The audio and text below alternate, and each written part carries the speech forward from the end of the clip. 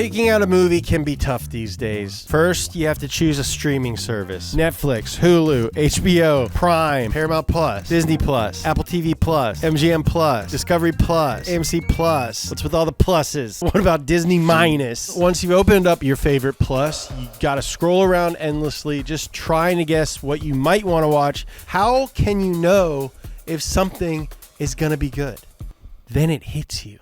Good old RottenTomatoes.com, one of the only websites left. A source of truth, a way to hone in on a movie worth watching, except, well, that's weird. Well, Rotten Tomatoes is usually a great way to know if a movie is going to be any good. Every once in a while, there's drama, and I don't mean in the plot. The critics and the type of people who write reviews on Rotten Tomatoes, bless their hearts, they don't agree at all. So what's going on here? To find out, Redpath and I are going to watch the 8 most divisive movies on Rotten Tomatoes. We're going to go from pretty divisive to the most divisive, starting at the bottom with Open Water. You're stuck in the middle of the ocean. Critics gave it a 71, audiences gave it a 33. So critics were like, this movie's okay, and the audience was like, no, it's not. Context, this movie was made for $120,000. That might be one of the reasons that the critics liked it, because they were like, oh my God, it's so cheap. What a triumph of independent film. All right, so we have some reviews. Open Water works on many levels. Chief among them as an examination of isolation, worry, terror, and the dread that can accompany the unknown. I mean, It sounds like a movie that is going to be a big bummer. Yeah, this is what the audience has to say. This is one of the worst movies I have ever seen. The biggest suspense is how long you can take the torture of watching this. All right, who's right? The only way to know who's right is to watch it. And we're going to watch all of these as we go. We're going to go watch it right now, Yeah. and then we're going to come back and talk to you about it. Probably a better way to shoot this, but this is what we decided on.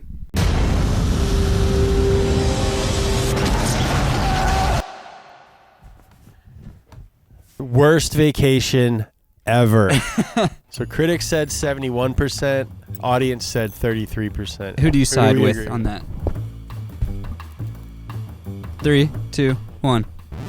Yeah, dude, that movie ruled. Yeah. The movie was good. People who don't know how terrible video used to be. look. Yeah, that movie was made with 6 pixels. Yeah. That's the first thing you notice. Yeah. People like turn that movie on, they're like, what the is this? Like, what kind of phone are they shooting it on? Yeah. So I think it like didn't age super well. Yeah, but you know, in one way it did age well, was those were real freaking sharks. Yeah, dude. There's real sharks. They just dumped chum. My impression is that people thought they were going to get some sort of action shark movie, and instead it's more about like the dynamic tension between the characters. Yeah. The first like act of the movie, really, you got to get through it. My first note is too many cuts. In the very opening of the movie, he's loading the car and there's 75 cuts. There's some weird like unearned nudity in it.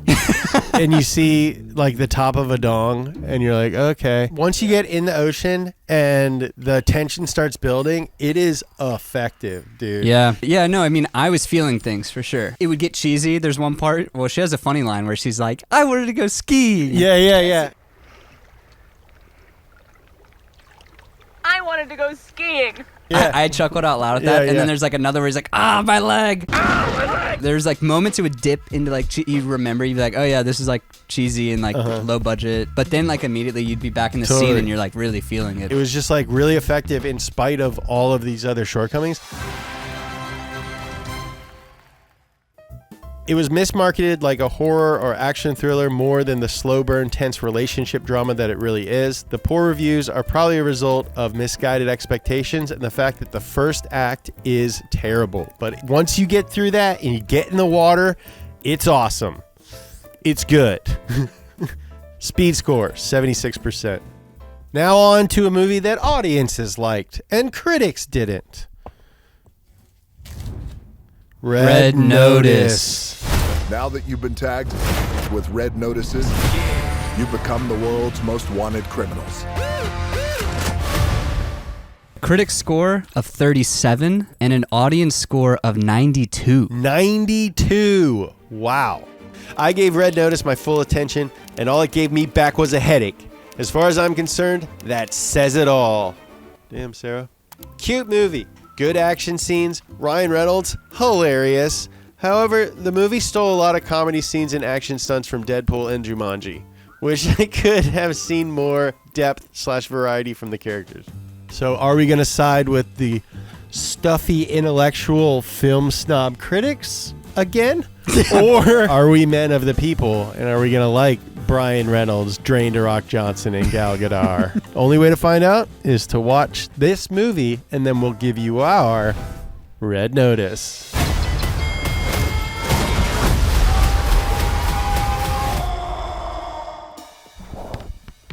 So audiences thought it was 92, critics thought it was 37. 1, 2, 3. Yeah. Barely.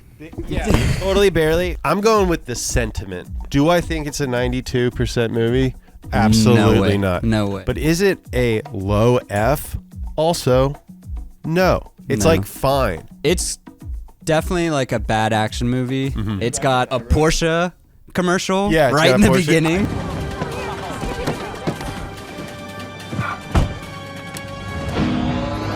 It's got a ton of exposition where they're just talking. The first 30 minutes is just conversation. This is Special Agent John Hartley of the FBI's Behavioral Analysis Unit. A man named Nolan Booth intends to steal the egg of Cleopatra today. You started stealing between the ages of 6 and 8. You like to work alone. You only do it for the thrill and not the money. Like every scene, you're like, all right, somebody's gonna explain like more to me, like about what's going on with these eggs. Cleopatra's first egg. Cleopatra's second egg. Hitler's personal art and antiquities dealer, the only man to have held Cleopatra's third egg. The whole movie opens with just like a guy explaining the movie before we see anything. Yeah. Though many know the tragic love story of Antony and Cleopatra, few know the secret story of Cleopatra's third egg. I would give them credit that I think The Rock and Ryan Reynolds dynamic, as like cliche as it may be, they're carrying that movie. Oh, for sure, I dude. mean, they did work. And there's a lot of stuff that you could be like, okay, they're like back to back in the prison, yeah. breaking out of the prison, and they both punch a guy, and then they switch sides, and then they like punch another guy like together, and then it like resets. You could be like, that sucks. Or you could be like, yeah. I still smell what The Rock's cooking. Yeah, I still smell that The Rock's cooking. I mean, I would vote for him. I'd vote for him for president. I would vote for The Rock. Critics don't like it for legitimate flaws. It's got too much exposition through dialogue, some plot holes, and potentially some anti-streaming bias. Audiences don't care, though, because it's Dwayne The Rock Johnson and Brian Reynolds doing what they do best. Quipping. It is a fun romp if you have a good attitude. Speed score, 61%. So you guys might be wondering how we picked these 8 movies. Well, Like everything, we put way more thought into it than we may have made apparent. it has to be over 50 critic scores, over 10,000 verified audience scores, either a global streaming release or over 600 theaters. It needs to be over 90 days old because it takes time for them to like reach balance. And no politics or review bombs because the Ghostbusters relaunch, Yeah. for example, The one with it the was ladies. brigaded. I don't know what you want to call The it. The female female one. Yeah. Which, if we had let those in, that's all this list would have been. Yeah. Okay. Back to the critics liked it list. Movie number 3 is Splice. Splice, critic score 75, audience score 37. She looks like a Pokemon. Mewtwo, yeah. Yeah, she does look like Mewtwo. My prediction, it's gross, but like kind of in a horny way. Like I bet we'll both be like, That's your gross but kind of horny face. What were you doing? daring, disturbing, and deliciously twisted. One of the top 5 worst movies I've ever seen easily. And the sex stuff is just effed up and so gross. I mean, seriously, WTF. Who was right, the audience or the critics? Let's watch. Splice.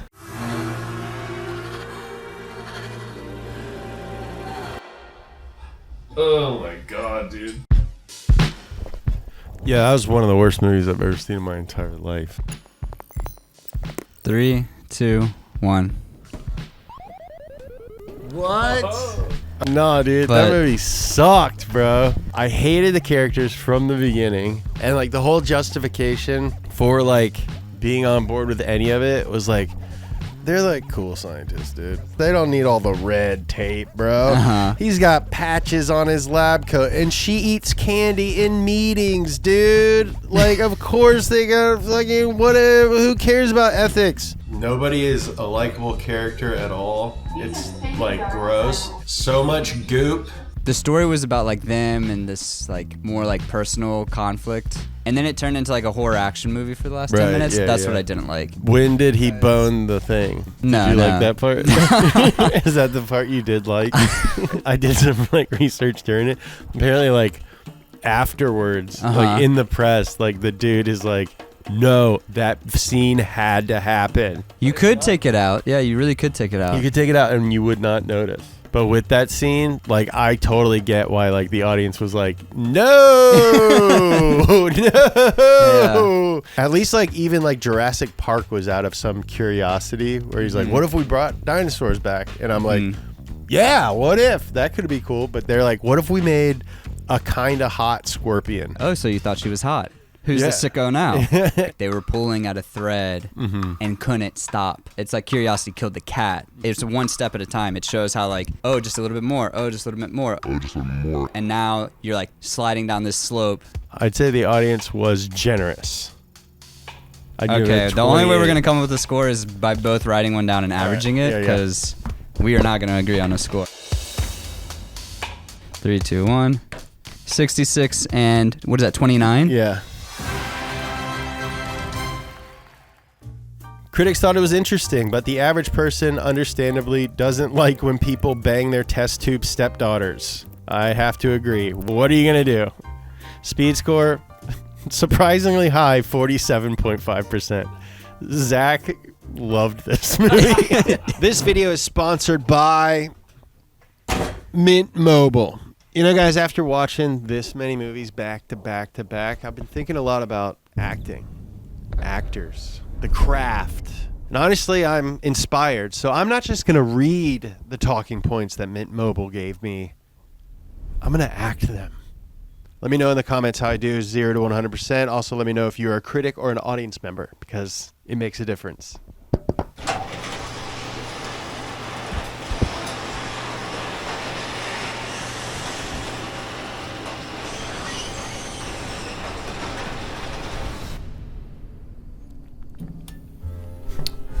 Oh, hey, I got a message from Mint Mobile. Did you know that Mint Mobile is premium wireless without a premium price tag? All plans include unlimited talk and text on the nation's largest 5G network. That's 98% coverage. You feel that? Hotspot is included, 10 gigs if you're on the unlimited plan. And if you need to call someone, Mexico, Canada, the UK,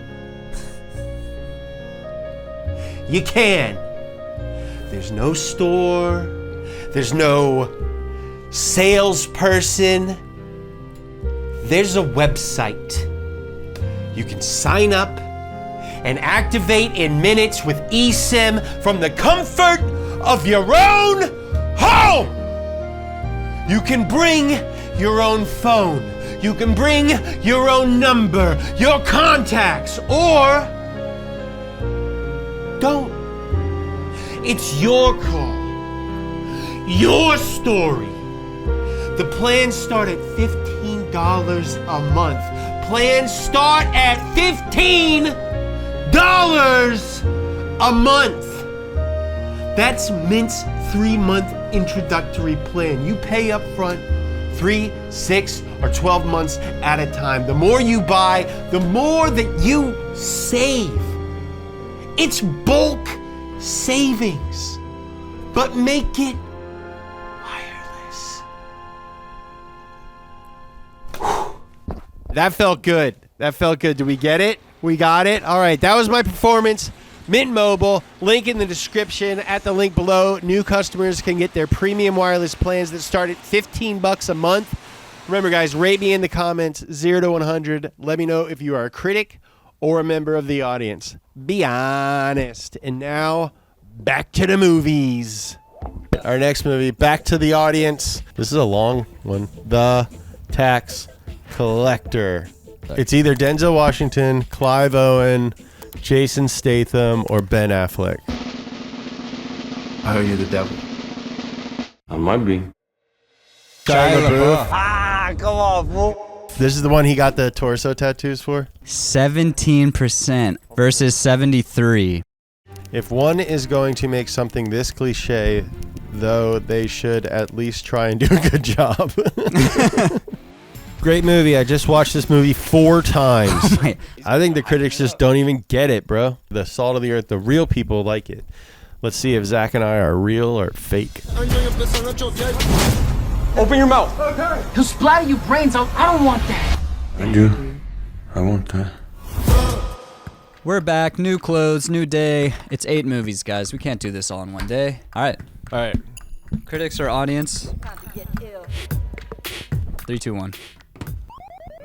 Whoa. I get it. I was on the line, but I had to go like, no, it's Dude, bad. 17%. It's bad. When Shia LaBeouf puts those sunglasses on his forehead for the first time in the movie, I'm just like, dude, I cannot buy this. I love Shia LaBeouf's cauliflower ear. Oh, I yeah. thought that was a great decision. I guess I'm like voting on the sentiment behind. The audience overall was like, that was pretty good. And the critics were like, this is awful. I guess halfway between critics and audience would have been like 46 or so. Yeah, that's what I'd give it. All of these so far, like if you do take the average, is like where I would kind of peg them. Yeah, yeah. It felt like an 80s movie. I really started watching it like it was made in 1986. And with that mindset, it's like pretty good. Because it is like, it's enjoyable-ish.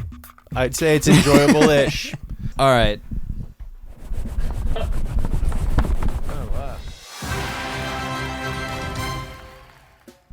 Audiences don't love it, but they like it enough for the action and the drama. Critics don't like it because it's legit bad, but probably rated it even lower than they would have because they're scared that it's racist. Also, Shia LaBeouf is basically uncancelable, but he gets canceled like once every 18 months, and we think that this movie came out during one of his cancellations. Speed score, 49%. All right. Next movie. The critics liked it. Audiences hated it. It comes at night. Most important thing, we never go out at night. Critics score 88%, audience score 44%. It Comes at Night is a powerful, slow-burning horror, a distressing and nihilistic examination of human nature that lingers in the mind long after the shocking denouement. Sounds like a critic, dude. Denouement. Whoa. 1, it's not scary. 2, nothing is explained. 3, everything happens during the daytime. Which is a fair critique of a movie called It Comes at Night. Let's go! The red door, it's the only way in and out of the house. It stays closed and locked all the time. Okay, It Comes at Night. 44 audience, 88 critic. 3, 2, 1. Whoa! Dang, we just keep dude. disagreeing. This one was a tough one for me. Did I like it? No. I think it was like pretentious. Yes. Yeah. Felt like they were doing like really good work. I actually just remembered something that makes me want to change this. Oh, really? All right, no, I'm changing it, and I'll tell you why. Yeah, dude. Because it's up its own ass. And I'm not for this wave of anti-intellectualism. What really sent me over the edge, and this is so nitpicky, is when they changed the aspect ratio. And I can just imagine the director being like, oh, it's going to feel like so claustrophobic, and nobody's going to even notice. It'll be like subconscious. That little like kind of pretentious thing, that made me change, dude. That was like the one thing I was like, all right, never mind.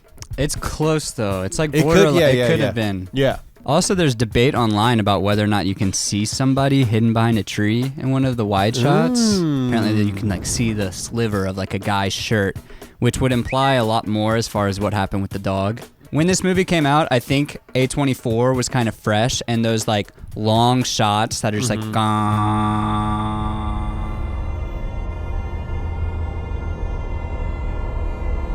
Or whatever, you're like, yo, this is different. Yeah. But now it's kind of tired. Yeah, I think the whole thing was a caricature of an indie horror movie. It feels like a cliche of an A24 movie, but it was one of their kind of earlier successes. Yeah, so it contributed to the cliche. Yeah. I mean, it's better than other movies on this list, better for than sure. The Tax Collector, for sure. It's definitely better than Splice.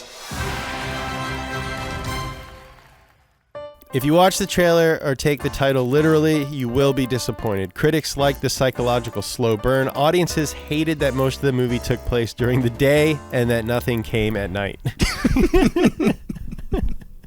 Speed score, 70%. Next movie, audiences liked it, critics hated it. Bright. Are you ready? Let's do it. 1, 2, 3. Critics gave it a 26%, and the audience gave it an 83%. Bright tries to blend fantasy, hard-hitting cop drama, and social commentary, and ends up falling painfully short of the mark on all three fronts. Give me some audience reviews, because those guys pump me up every time. All right, audience, it's cool, like World of Warcraft. Hell yeah. Okay, let's go Let's watch check it out. Let's do it.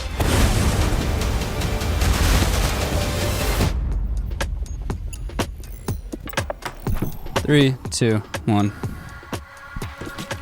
Yeah. Yeah, I'm starting to see a pattern in these movies. Usually falls somewhere in between the critic score and the audience scores. Yeah. And most movies on Rotten Tomatoes are all within like 5 points of each other. I mean, Yeah, these yeah. are the weird exceptions. My one main criticism of this movie is I wanted more magic. World building movies that don't already have existing IP have become really rare. The Fifth Elements and the District 9s, just the fact that it existed, I was like already on its side. Criticism of the film is for sure like the characters and the relationships were just not very full. With all these movies, you can't underestimate how important it is for the audience to like the characters. Red Notice and Bright, you just have the benefit of having The Rock and Will Smith. I did remember while watching this movie why Will Smith was such a huge star. Yeah, you're like, yeah. Yeah, oh, for sure, dude. I make this look good.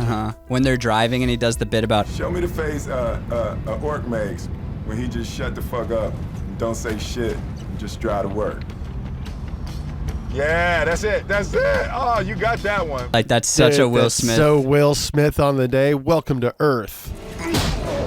Welcome to Earth. I think the audience's perception of this movie was Will Smith being Will Smith. Yeah.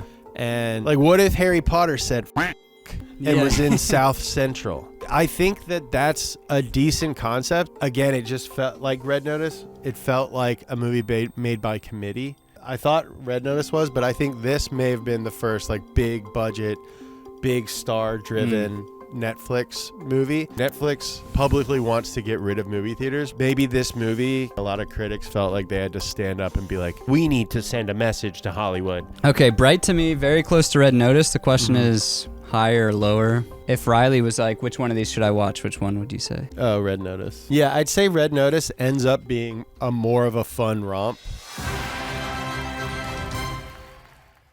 Audiences like the concept, and some people just love watching Will Smith do his thing, us included. Critics recognized its flawed writing, weak world building, and poor cinematography, but they may have ranked it a little bit lower again because of some anti-Netflix bias. Speed score, 61%. Going back to the critics. Home stretch. Oh, hell yeah, dude. Star Wars The Last Jedi.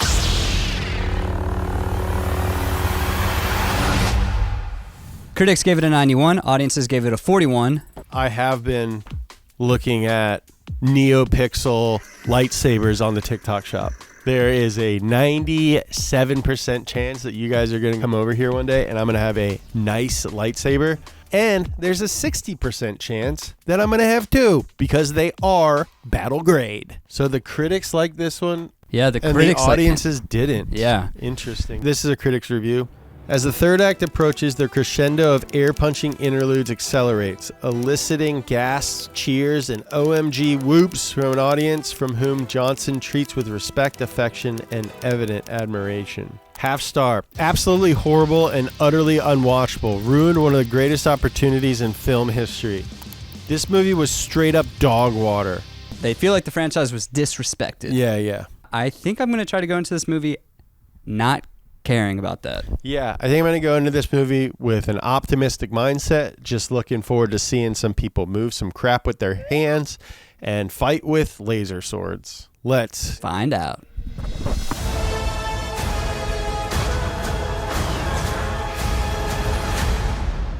Who was right about Star Wars The Last Jedi? 3, 2, 1. Whoa. God, yeah, dude, we really disagreed a lot. Well, normally I go with like what I think is the sentiment. With this one, I'm purely going with like, is this a good movie or not? It had me questioning if the original Star Wars were good. I was like, man, this feels really bad, but I'm like, were the original ones that good? Like, is this kind of what the original ones were like? Empire Strikes Back is really good. Yeah, dude. It's really good. And then what's the one after that? Return of the Jedi.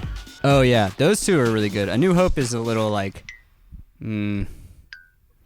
Star Wars? I tried to give this movie every benefit of the doubt possible.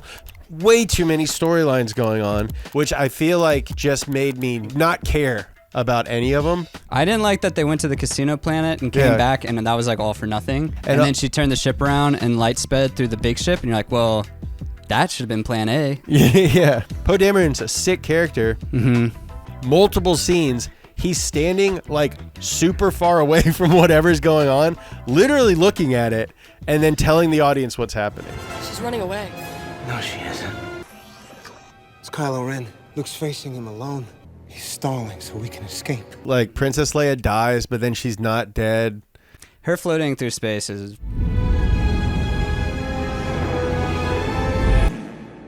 And also, like, wasn't Carrie Fisher actually dead? I think she was. And they, like, brought her back? Like, what? There was just so much, like, just kidding. You had all these kind of, like, ticking time bombs or little elements that, like, fizzled away and kind of were like, oh, well, that actually doesn't matter now. That bothered me, but then I started getting really meta. The themes of, like, letting go of the past, it just felt like, oh, this movie is like, you know what? We've just been doing the same thing in this franchise over and over again. And, like, Rey being from nobody, yeah, right? I like that. Instead of, like, the bloodlines, and it's like, oh, somebody's somebody's father. And I was like, actually, I like that take. A lot of flaws in the movie, but that little idea that got into my head made me be like, I like this. I think that might be an issue with a lot of these like legacy brands where it's like people come in and instead of doing justice to the things that have been set up for the past like 35 years, they're like, what if I turned it on its head? But then also, it's not a good enough movie for anyone new to give a shit about it. Like, you're not like breaking new ground and making like this amazing film. You're making a bad Star Wars movie. This is the most we've disagreed so far. Yeah, for sure. I don't know. I think I'm like a closet Star Wars kid. Like, I really liked Star Wars when I was a kid. So like, there is definitely like a big part of me that's like, this movie. Yeah, maybe I was just like, hey, this is a little different, and so like I liked it because I'm not like invested in any way. And I'm like, no. I do still think it was bad. Yeah. What I'm confused about is how it got a 91. 91 from critics. This movie. What? Yeah. Who's paying who? Star Wars fans hated the change-ups that Rian Johnson brought to the franchise. Critics, who are probably less invested in the lore of Star Wars, found the change-ups fresh. The divide arises in whether you care about the overarching story or if you just want to enjoy the movie on a bit more independent level. I also thought it kind of sucked. Like, it's also not very good. Yeah. Speed score, 74%.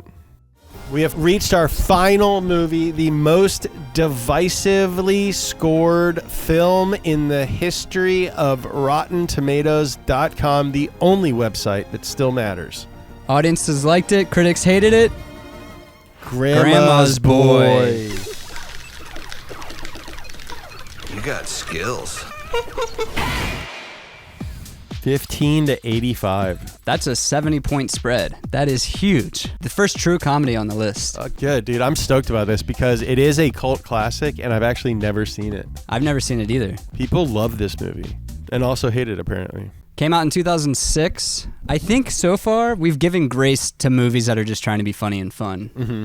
Top critic, Joshua Katzman from the Chicago Reader. The sex, fart, and pot jokes come so fast and furious that a white flag seems the most appropriate response. All right, now I'm ready to get hyped up By from the these audience. audience reviews.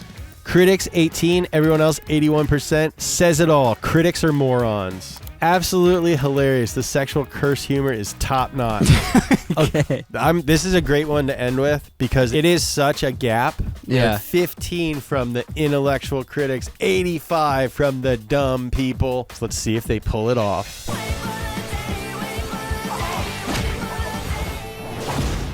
Grandma's Boy, the most divisively scored movie in the history of RottenTomatoes.com. Who was right, the critics or the audience? 2, 3. Yeah, dude. Yeah. Totally, dude. 15%, yeah, right. Those critics need to go back to college. This is actually has to do with how Rotten Tomatoes scores movies, which we haven't really talked about. 15% means that only 15% of the critics' reviews leaned positive. And I think because this is such a kind of niche cult movie that a lot of people discovered through DVDs, it's like the perfect storm of niche and classically bad comedy. This wasn't like a great movie, but it was a comedy of a time, and I felt myself feeling very nostalgic watching it. It has the Supra from Too Fast, Too Furious in it. Is Alex here? I assume it was just like on a lot. Yeah, and yeah. they were like, can we use this? And they were like, okay, yeah, sure. I also just realized that Aaron always does that weird robot voice. And it's totally from this movie, from that guy. Please sit on my feet. Yeah, there were a number of like pulls from this movie that I'm like, oh, this is why people love it so much. Yeah, or if somebody was like, oh, I love Grandma's Boy, I'd be like, I could see you seeing that at a time and like it latching onto you. My main issue with the movie was like pacing. Grandma's Boy, if it were recut, could be a much better movie if you just like did a pace pass.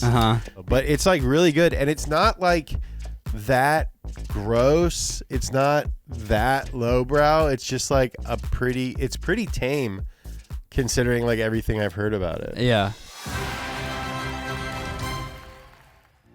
This result has more to do with how Rotten Tomatoes determines its scores. This movie was a perfect storm of being niche and culty with just enough critic reviews to meet our criteria. Speed score, 65%. Our biggest takeaway is that your expectation and the way you go into a movie has everything to do with how you come out of the movie and how you feel about it. Oh, for sure. Go to the theater this summer. Yeah. Go to a matinee. Get a big popcorn and a big old Coke. It's the best place to be on a day that's too hot. Thank you guys so much for watching this video. Let us know in the comments how much you love Zach being in videos. Go to speed.co, get yourself a shirt, get yourself some stickers like this one. Follow me on Instagram at James Pumphrey. Until next week, get out there, have some freaking fun. Merry summer. Let's keep it going. I love you.